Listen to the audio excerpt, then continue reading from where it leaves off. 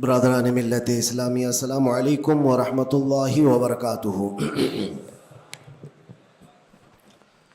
الحمد للہ وکفا وسلام علی حبیبہ المصطفیٰ، اما بعد فاعوذ باللہ من الشیطان الرجیم، بسم اللہ الرحمن الرحیم۔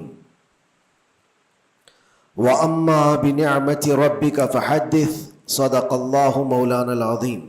بارگاہ رسالت معاب صلی اللہ علیہ وسلم میں درود پاک کا ہدیہ پیش کریں۔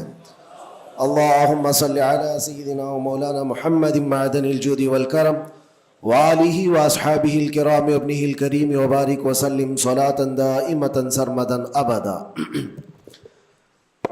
وقت کافی زیادہ ہو چکا ہے، بیان کرنے کا وقت نہیں ہے، اب جماعت کا وقت قریب ہو چکا ہے۔ چونکہ میں کافی دور سے آپ کے پاس آیا اور بیچ میں ٹریفک کے مسائل بہت زیادہ تھے، بہرکیف ہمارے حصے میں آج کے دن جتنا بھی وقت یہاں اللہ نے لکھا ہے اتنا ہم گزار کر کے جائیں گے انشاءاللہ۔ بس ایک بات عرض کرنا چاہوں گا کہ آج 15ویں شعبان المعظم ہے، ہماری زندگی کے سالوں میں سے ایک نئے سال کی شروعات ہے۔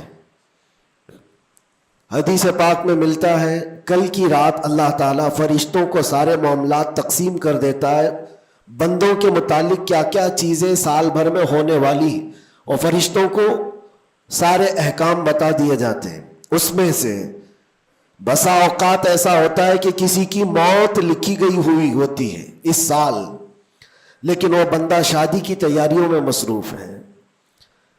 کسی کے 2 مہینے 3 مہینے کے بعد زندگی کے خاتمے کا عنوان لکھا گیا ہوگا، لیکن وہ اپنے بزنس پلان کر رہا ہوگا، وہ سفر کی تیاریاں کر رہا ہوگا۔ ہم میں سے بھی کسی کو معلوم نہیں کہ کل کی رات ہمارے لیے کیا حکم اللہ نے فرشتوں کو دیا ہے۔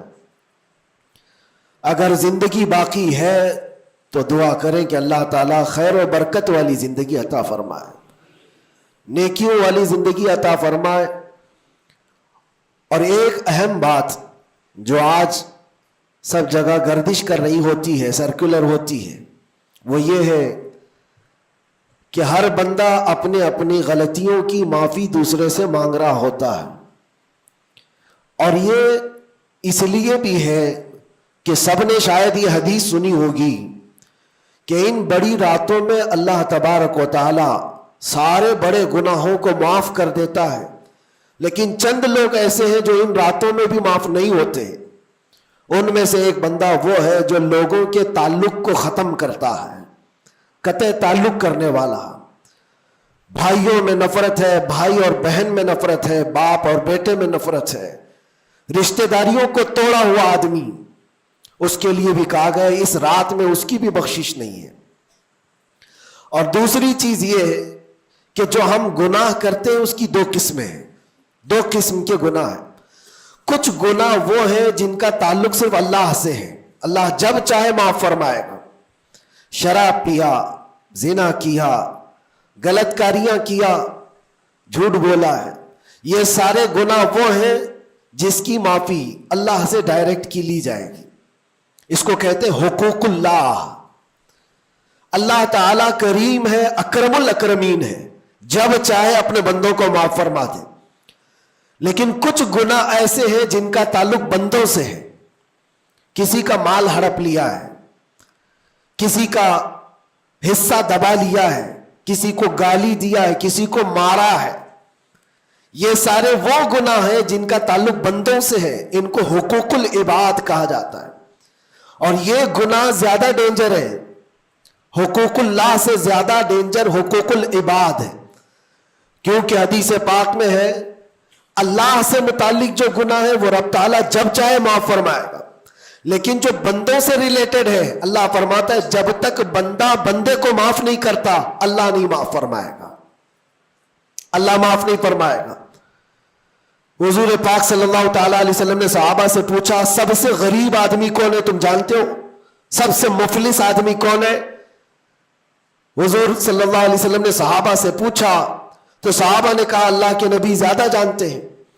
آقا کونین صلی اللہ علیہ وسلم فرماتے ہیں سب سے زیادہ غریب قیامت کے دن وہ نہیں جس کے پاس پیسہ نہیں، مال نہیں، نیکیاں نہیں، وہ نہیں، بلکہ میرے آقا فرماتے ہیں قیامت کے دن ایک بندہ ایسا ہوگا جس کی نمازیں بھی بہت تھی، صدقات و خیرات بھی بہت تھے، حج بھی کیا تھا، زکوٰۃ بھی دیا تھا، عمرے بھی تھے، نفل عبادتیں بھی تھی، اس کی بہت نیکیاں لے کر کے آیا تھا، لیکن جس وقت وہ عدالت الہی میں پیش ہوا تو کئی لوگ کھڑے ہو گئے، ادھر سے ادھر سے آئے، رب تعالیٰ سے کہنے لگے مولا یہ نیک تو بہت ہے، نمازیں اس کی بہت ہے، حج بھی کیا ہے، عمرے بھی کیا ہے، لیکن میرے پیسے بھی دبا کر رکھا تھا۔ کوئی کہتا ہے کہ مولا میرا حق اس کے اوپر بنتا ہے، اس نے مجھے گالی دی تھی، کوئی کہتا ہے کہ مولا میرا بھی حق بنتا ہے، اس نے مجھے مارا تھا، کوئی کہتا ہے مولا میرا بھی حق بنتا ہے، اس نے میرے پیٹھ پیچھے مجھ سے چغلی کی تھی اور لڑانے کی کوشش کی تھی، میرا حق بنتا ہے اس پر۔ تو یہ سارے حق طلب کرنے والے بندے کھڑے ہو جائیں گے اس کے خلاف جو نیکوکار تھا۔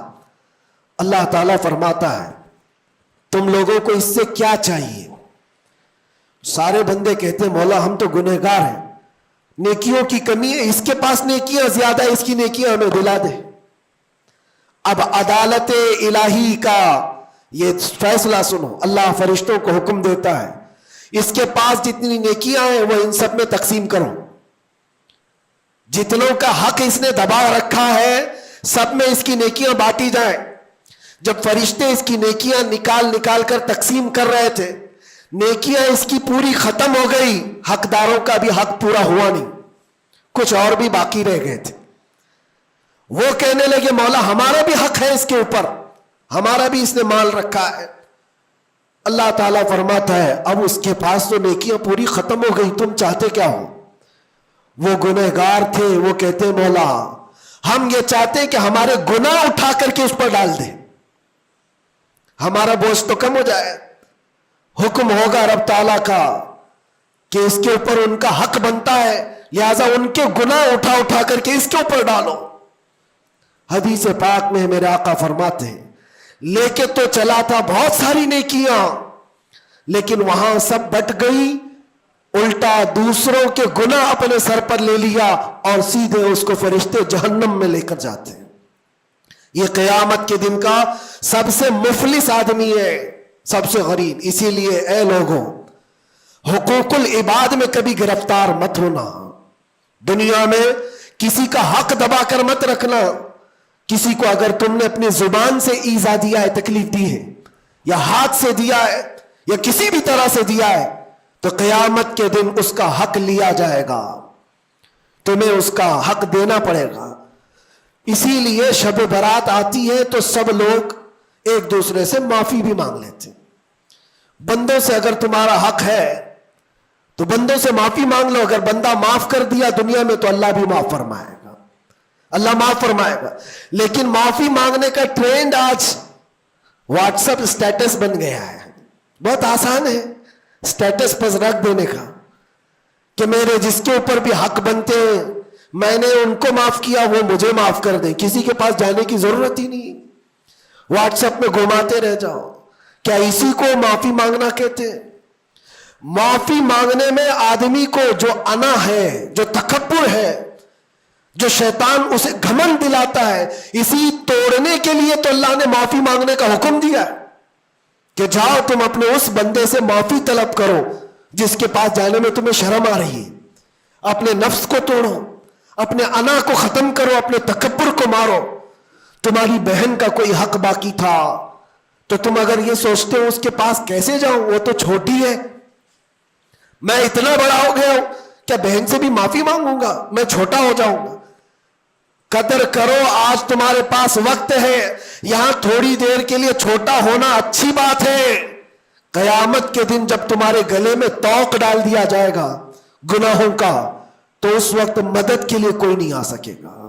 اس لیے میرے عزیزوں حقوق العباد میں گرفتار کبھی نہ ہونا۔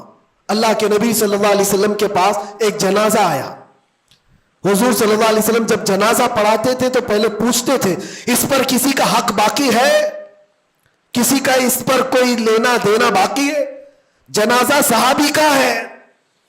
जब जनाजे के पास खड़े थे तो एक सहाबी आगे बढ़ते और कहते या रसूल अल्लाह 2 दिरहम मेरे इसके ऊपर बाकी है और ये मर गया, दिया नहीं मुझको, 2 दिरहम कर्जा इसके ऊपर मेरा बाकी है। हुजूर पाक सल्लल्लाहु अलैहि वसल्लम ने क्या फरमाया जानते? सल्लू अला साहिबिकुम वला उसल्ली अलैहि, ऐ लोगों तुम चाहो तो इसका जनाजा पढ़ लो, मैं नहीं पढ़ूंगा। हुजूर पीछे हट गए। 2 दिरहम का सिर्फ कर्जा बाकी था जिनका इंतकाल हुआ और हुजूर ने फरमाया मैं जनाजा नहीं पढ़ूंगा। सोचो आज 2 दिरहम का बोझ भी कितना बड़ा होता है। जनाजा रखा है, हुजूर पीछे हट गए। फिर एक कोई सहाबी आगे बढ़ते और कहते या रसूल अल्लाह सल्लल्लाहु अलैहि वसल्लम, इनकी जानिब से इनका कर्जा मैं अदा कर दूंगा। हुजूर ने फरमाया कब तक अदा करोगे? कहा कल की मगरिब से पहले पहले मैं अदा कर दूंगा। अल्लाह के नबी ने उनसे वादा लिया और उसके बाद फिर उस सहाबी की नमाज जनाजा पढ़ाई। यहां तो बहुत सारे हुकूक लेकर बैठे हैं, वो तो 2 दिरहम की बात कर रहा हूं। इसीलिए हमारी जिंदगी का खात्मा होने से पहले ये हिसाब किताब पहले साफ कर लो। हासिबो कब्ल अन तुहासबो, अपना हिसाब क्लियर रखो इससे पहले कि तुम्हारा हिसाब लिया जाए। अल्लाह करीम हम सबको कहने सुनने से ज्यादा अमल की तौफीक अता फरमाए। रब तबारक व तआला शाबानुल मुअज्जम के इस पाकीज़ा महीने को हम सब के लिए नेकियों वाला और खैर बरकत वाला महीना बनाए। इलाहुल आलमीन कदीर व जब्बार खुदा, जब तूने रजब और शाबान हमें दिखाया है तो रमजान तक हमारी जिंदगी अता फरमा। व आखिर दावाना अनिल हम्दुलिल्लाहि रब्बिल आलमीन। अस्सलामु अलैकुम।